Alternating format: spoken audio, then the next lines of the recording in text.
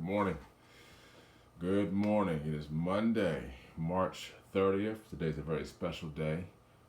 Today is my son's birthday and turns 10 years old. So officially have a child in double digits. So thank God for that. Appreciate that. If you said congratulations or whatever, thank you. I appreciate that so much. This morning, I'm going to be coming from Psalm 136.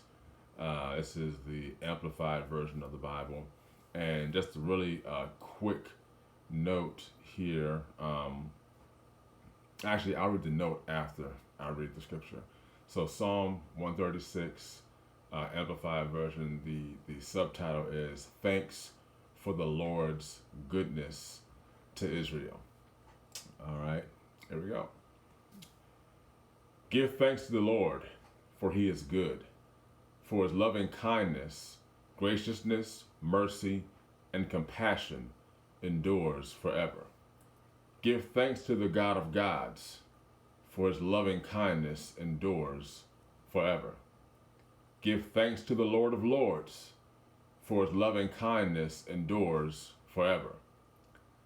To him who alone does great wonders, for his loving kindness endures forever. To him who made the heavens with skill, for his loving kindness endures forever. To him who stretched out the earth upon the waters, for his loving kindness endures forever.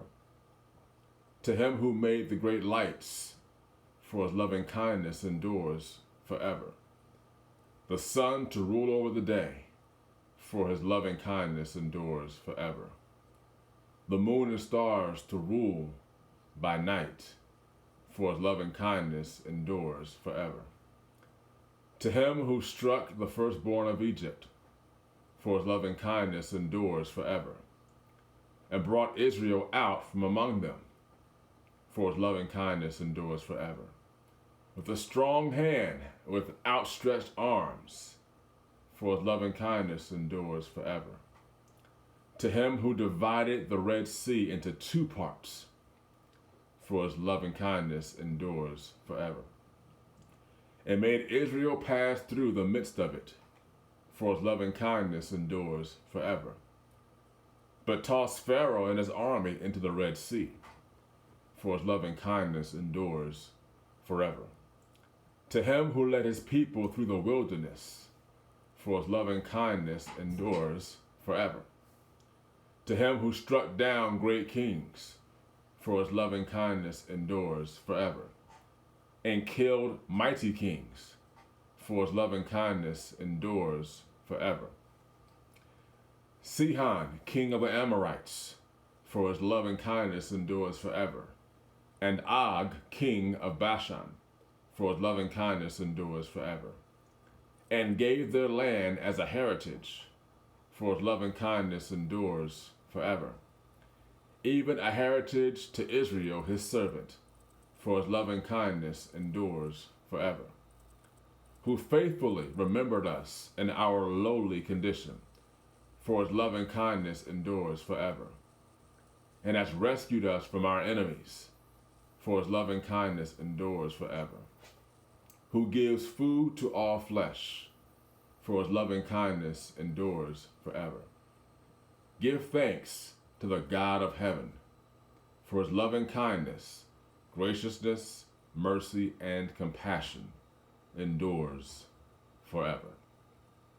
That is Psalm 136 in its entirety, and there are 26 verses in this passage, and footnote here says that the ancient rabbis said that the 26 verses of this psalm correspond to the 26 generations from Adam to Moses. And they maintain that since these generations were not given the Torah, which was the law that we are accustomed to knowing about, reading the law back in the Old Testament, and since they could not earn merit of the law, they were sustained only by God's loving kindness, which also can be translated into his mercy. If we read the King James Version, it's every verse at the end says, "For His mercy endureth forever." So in the Amplified version, it says loving kindness, but loving kindness and mercy kind of go the same with each other. So uh, remember today that God's mercy, God's loving kindness, it endures forever. His compassion endures forever. And you can actually, if you read down to verse, what is it? Verse 23 says, "Who faithfully remembered us in our lowly state." If you want to put your name in there, who faithfully remembered Simbawi in his lowly condition or lowly state. All right, you can. That's something that my mentor, Dr. Breakthrough, kind of has always kind of does when he puts verses out there and talks about scripture, or even gives a word of encouragement to someone to build them up. He puts out there. He always says, "Put your name in the place where it says us or I or them or we, and put your name in there, and then make it personal to you." So that's one thing you can do in the scripture as well. We're not changing the scripture. We're not re-editing it, and we're not trying to replace what God's word already says. But when you put your name in there into certain spots, like verse 23, "Who faithfully remembered Simbawi in his lowly condition, for His loving kindness endures forever," it's kind of like a remembrance or a reminder to yourself what God says about you, how He feels about you, and how He loves you so much based on how He created us to be who we are as human beings, created in His image and in His likeness.